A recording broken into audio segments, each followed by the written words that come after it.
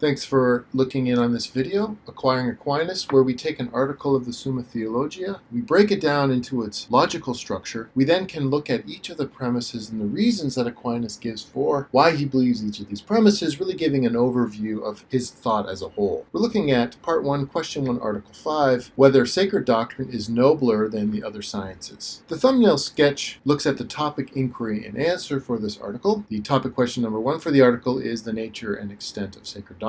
The article inquiry number 5 is whether sacred doctrine is nobler than other sciences. And then Aquinas is answered, remember to keep this in mind, sacred doctrine is the most noble science. I want to point out two things in terms of the terminology that's used on this article. The first is, he's referring again to this notion of science. He means science, remember, in the Aristotelian sense, and obviously not in the modern sense of science, which relates to empirical data and the hypothetico-deductive method. Rather, science in this sense here means a set of doctrines which are conclusions founded on fundamental premises or deductions from fundamental premises. Aquinas here is following this notion of science and the list of properties that these fundamental premises have in Aristotle's posterior analytics. The second is this notion of a noble science that's in this question here has to do with what is most worthy among the sciences. It might be strange to think of a science as noble and comparing these sciences in terms of their nobility. Perhaps one could say that this question is about whether sacred doctrine holds the most value among the sciences, or perhaps whether sacred doctrine is the most important of all the sciences. And of course, Aquinas thinks that sacred doctrine is indeed the most noble science. Here we have two objection arguments. The first one is, the most noble sciences are most certain. Sacred doctrine is not most certain, thus sacred doctrine is not the most noble science. And this contradicts the answer that sacred doctrine is the most noble science. Now, the real operating concept, you might say here, is the middle term, which connects these two premises together. And this middle term includes the notion of certainty. The other noble sciences, such as mathematics, have principles or premises that cannot be doubted. I will point out, though, that Aquinas is working with a notion of doubt that meets the standards set out in the posterior analytics of Aristotle. For example, the fundamental beliefs in a true science are immediately known, true, primary, better known, or more familiar than the conclusion, prior to the conclusion, and causes the conclusion.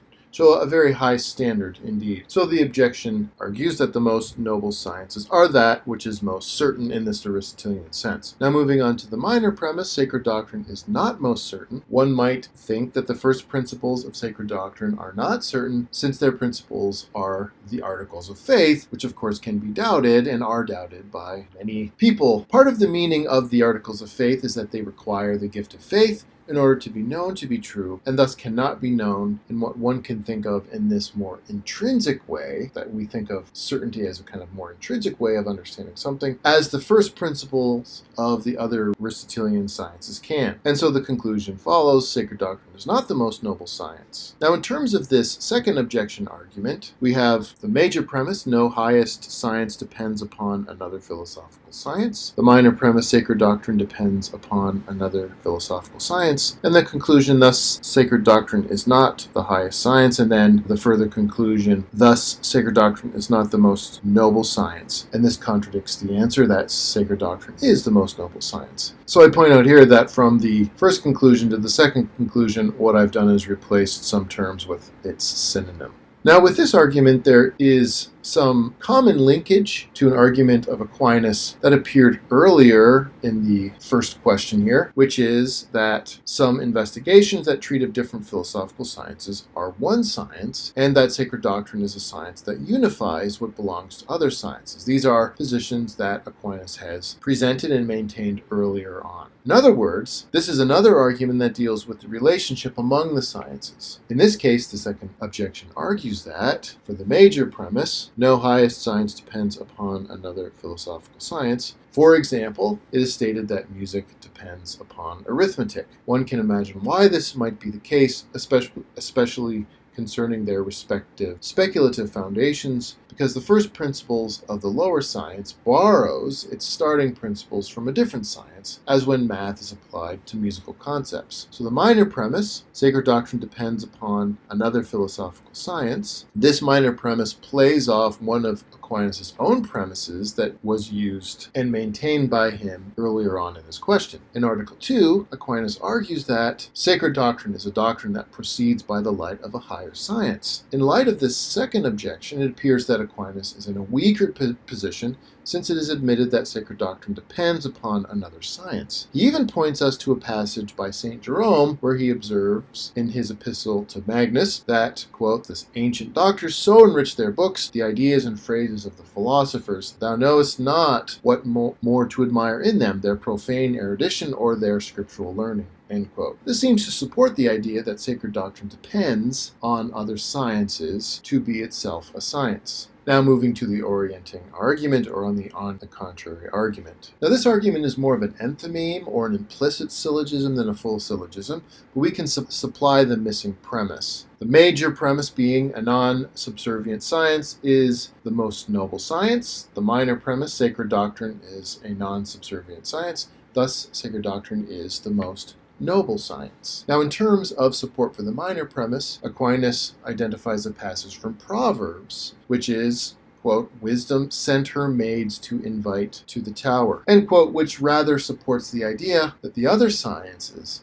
are the subservient handmaidens to sacred doctrine and so are less noble. So let's take a look at Aquinas' best argument for the answer. The major premise is the science with the greatest certitude, highest worth, and directed to the highest good or ultimate end is the most noble science. Sacred doctrine is the science, the greatest certitude, highest worth, and directed to the highest good or ultimate end. Thus, sacred doctrine is the most noble science. Now, the minor premise is the one where he specifically talks about sacred doctrine. But with the major premise, this premise is complex here, so each of the properties need to be shown out. Concerning both speculative and practical sciences, the most noble science is A, the one with the greatest certitude, B, the one that has the highest worth, and C, the one that is directed to the highest good or ultimate end. Aquinas organizes these three properties into two categories. A and B pertain to being the most noble among the speculative sciences, and C pertains to being the most noble among the practical sciences.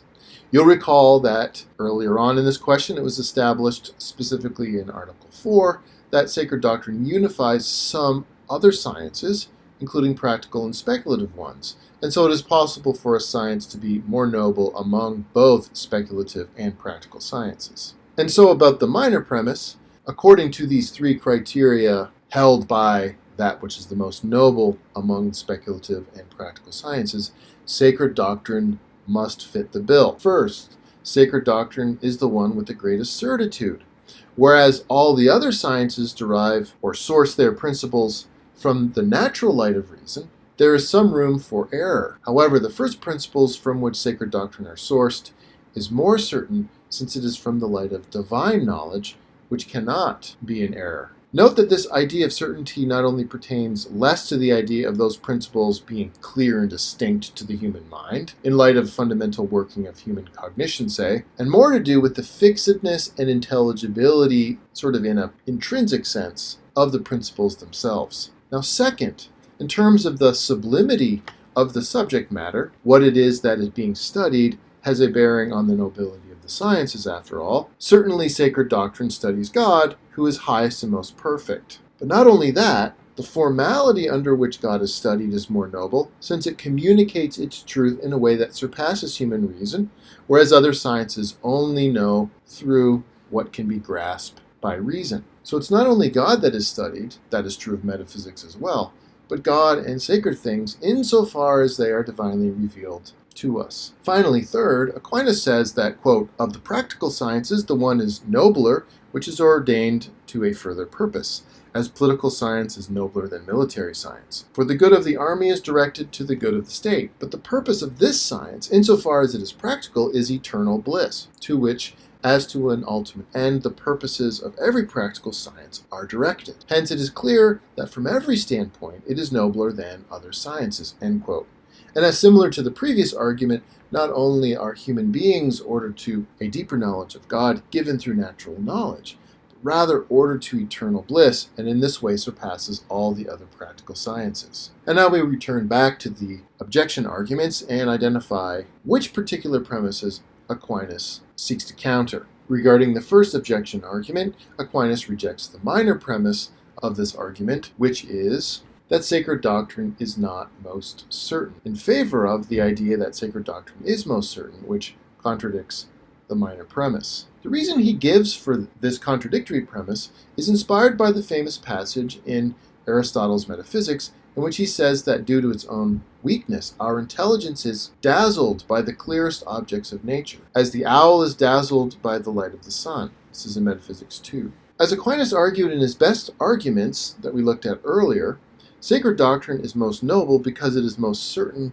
because God's knowledge of himself given to us is more certain than that which can be known by the light of natural reason, which, as a contingent being, is subject to some error. And beyond this, the knowledge and modality of God's knowledge to us is more intelligible in itself, and so more fixed and certain than that of other sciences. And so Aquinas says that, quote, the fact that some happen to doubt about articles of faith is not due to the uncertain nature of the truths, but to the weakness of human intelligence.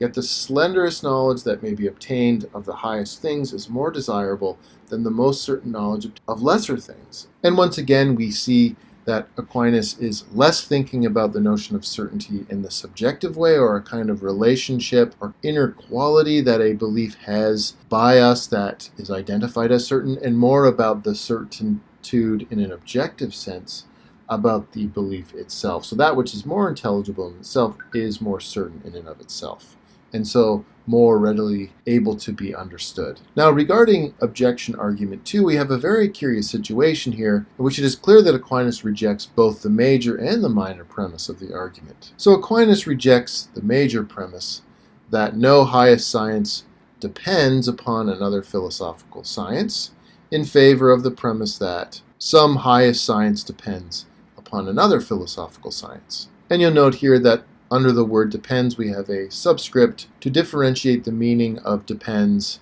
in this major premise from a different way in which the notion of depends is used in the minor premise. So regarding this major premise, for Aquinas it is true in one sense of depends that the highest science depends upon another philosophical science. Specifically, sacred doctrine, quote, can in a sense depend upon the philosophical sciences, not as though it stood in need of them, but only in order to make its teaching clearer. For it accepts its principles not from other sciences, but immediately from God by revelation. He continues by saying that, quote, the master sciences make use of the sciences that supply their materials, as the political, which is the higher science, does of military science, the lower science. That it thus uses them is not due to its own defect or insufficiency, but to the defect of our intelligence, which is more easily led by what is known through natural reason, from which proceeds the other sciences, to that which is above reason,